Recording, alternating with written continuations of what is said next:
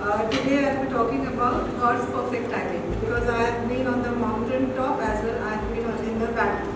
But one thing I have learned, that you have to trust God and you have to trust His timing. Take a person XYZ and say he wants to achieve something and he's really worked hard for this, to achieve certain things, and finally he fails. He's given his sweat and he's given his blood and he fails. And then say after 5 to 10 years he gets the same thing without much effort. So what will you call this? God's timing. Yes, God's perfect timing. So that person must have gone into depression, or I don't know what he did in his waiting period, but he got it after 5 years, because that was the exact timing that God had ordained that thing to happen. Let's go to Ecclesiastes 3:1. It says, to everything there is a season, a time for every purpose is in heaven. Yes. Whatever we do, whatever in our strength we do, it is not going to happen. It will happen exactly when the God has ordained it to happen. That is the God's perfect timing. The scripture also tells us there are so many examples in the Bible where we have learned about God's timing.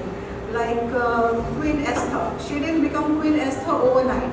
She was Hadassah, and from Hadassah to Queen Esther, she took time. God took time to make her Queen Esther, and that was a waiting time. God was preparing her to become the queen. And what we do in our waiting time makes a lot of difference. The best thing to do is wait on God, worship Him, praise Him. That is what Joseph did. He was in jail for 13 years and he became governor of Egypt, right? Governor of Egypt after 13 years. So that was his time. So the main thing that we should do in our waiting period is wait for God, worship Him, praise Him. Have faith in Him. Our faith should not be seasonal. Like when everything is going according to your way, your God is blessing you, He is doing everything for you, so you praise Him, you worship Him and say God is good, and something goes wrong, you start blaming Him, question God that why this happened, why these things happen. So it should not be like that.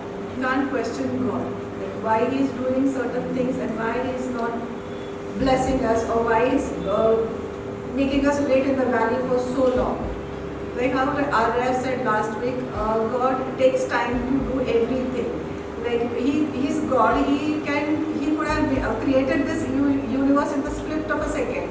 But He took His own time. He took 7 days. He made everything in His own time, and everything that He made was beautiful. Now the question arises, why He takes time?